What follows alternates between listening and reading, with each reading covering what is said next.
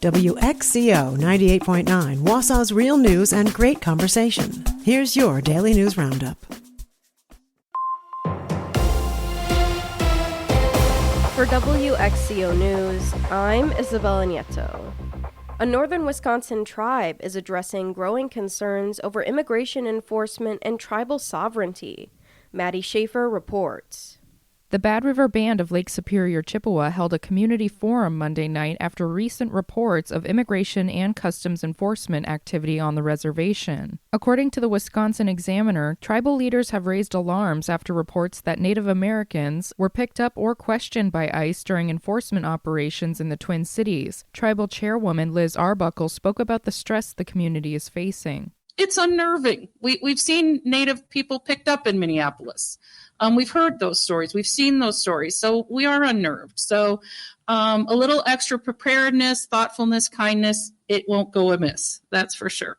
Leaders urged members to carry tribal enrollment ID along with a photo ID. Arbuckle says that tribal IDs are free for enrolled Bad River members and can be updated if needed. Other tribes may also offer similar services. They also highlighted statewide resources such as the Native American Rights Fund, the ACLU of Wisconsin, and Legal Action Wisconsin, which can help tribal members understand their rights and create personal safety plans. State Representative Angela Stroud of the 73rd Assembly District spoke about ICE activity across the region. It's targeting urban areas, but it's not limited to urban areas. Rural areas are also being affected. And so it's not that we know they're going to come, but we need to be prepared because it's happening throughout our region, even if it's focused on Minnesota right now. Several tribes, including Bad River, Lakota, Oneida, and Ho-Chunk, are notifying members that agents cannot enter a home without a judicially signed warrant. Wisconsin tribes are issuing guidance on documenting encounters, accessing legal help, and creating personal safety plans.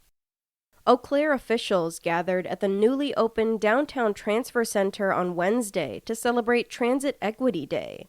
James Kelly has more. Transit Equity Day is held on February 4th to honor the birthday of Rosa Parks, whose refusal to give up her seat on a bus to a white passenger in 1955 sparked the over year-long Montgomery bus boycott, a crucial moment in the civil rights movement. Phil Swanhorst is the Eau Claire Transit Commission chairperson and a former Eau Claire bus driver, and shared his thoughts on the history of Transit Equity Day in Eau Claire. And this is the 10th year since I attended a conference in Washington, D.C. to create February 4th. Why February 4th? We wanted an activist that believed in equity in transportation, and who better than Rosa Parks, and her birthday is February 4th. So 10 years ago we created that, and by we, it was unions, it was management, it was Ireland, it was South Africa, it was European countries. In its proclamation declaring February 4th as Transit Equity Day, the Eau Claire City Council highlighted the importance of public transit as an essential service for residents to access things like healthcare and employment, as well as its importance in addressing climate change. Swanhorst also shared his thoughts on what future progress could look like for public transit in Eau Claire. Continued applicable ADA compliance.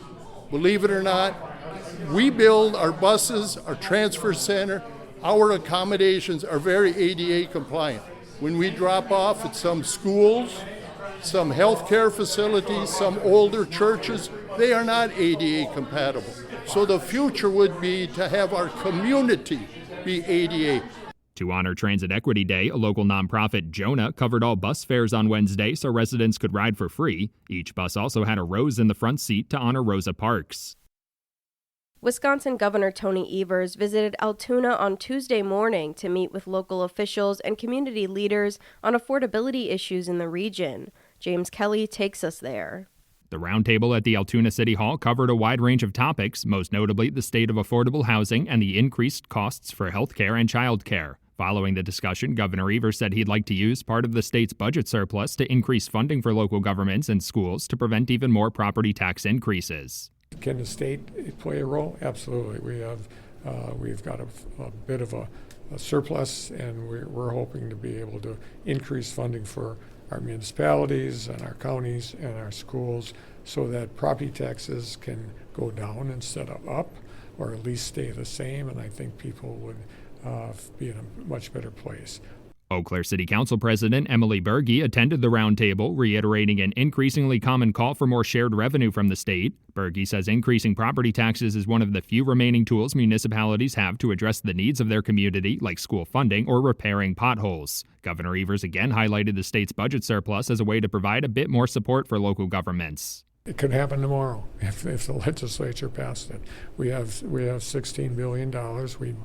We don't want to put that out in and have us go broke. But the fact of the matter is, we can afford looking at $1 or $2 billion worth of shared revenue, school district revenue, things like that. Like many communities struggling to address funding needs with limited revenue sources, Chippewa Valley residents have seen massive property tax increases over recent years. Much of that increase is the result of school referendum proposals, forcing residents to choose between the property tax hike or potential layoffs and program cancellations by school districts. I'm Isabella Nieto for WXCO News. With Civic Media News, I'm Terry Miller. Wisconsin voters are already turning in absentee ballots for the April 7th election, but the early numbers are still well below where they were at the same point in the 2025 spring race. The State Elections Commission says just over 276,000 absentee ballots have been requested so far, and about 54,000 have been returned.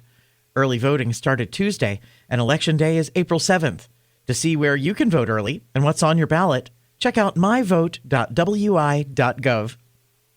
The Dane County Sheriff's Office is trying to handle the spread of what it's calling misinformation regarding Ridgeland Farms. The agency released a statement this week, more than a week after dozens of activists entered the property and removed dogs, resulting in multiple arrests. The Sheriff's Office noted it cannot refer animal cruelty charges against Ridgeland Farms until July because a court settlement gave the licensed research facility until then to stop selling dogs bred for biomedical research. The statement added people have a right to protest peacefully, but the March 15th event involved people committing crimes. Dane County mentioned it received several inquiries about Ridgeland Farms from across the country and beyond. And thousands of people are expected to take part in No Kings protests across Wisconsin tomorrow, with more than 100 events planned statewide. Organizers say the demonstrations are meant to push back against Trump administration policies. In Milwaukee, the main rally is set for Washington Park from noon to 3. Other bigger events are planned in Kenosha, Appleton, La Crosse, Green Bay, and Oshkosh. Organizers say they want the events to stay peaceful and focused on free speech. And Milwaukee Congresswoman Gwen Moore is pushing a bipartisan bill she says would help older foster youth build stronger connections with adults as they age out of the system.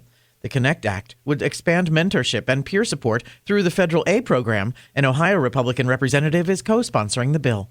More news is available at civicmedia.us.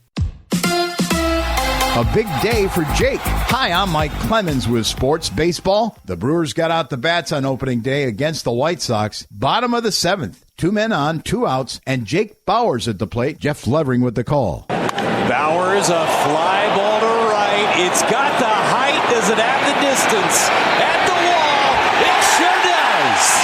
A 3-run bomb for Bowers. The Brewers went on to win 14-2, the most runs scored on opening day in franchise history. Sal Frelick also homered Pat Murphy after the win. Good strike ball. Sal and Bowers. Bowers doesn't hit that unless Lockridge gets down the line. He decided to say, look, I want to keep this inning alive. The Brewers have the night off. They'll host the Sox tomorrow night. Men's college hockey, Wisconsin scored 4 goals in the final period to beat Dartmouth 5-1 in the NCAA tournament. The Badgers face off against Michigan State in the regional semifinals tomorrow. With sports, I'm Mike Clemens. I'm meteorologist Brandon Bormans. Mostly sunny skies today, a bit on the breezy side, chilly as well with highs in the mid to upper 30s. Mostly clear tonight with lows down into the upper teens. Increasing clouds on Saturday, milder with highs in the mid to upper 40s, highs in the lower 60s on Sunday.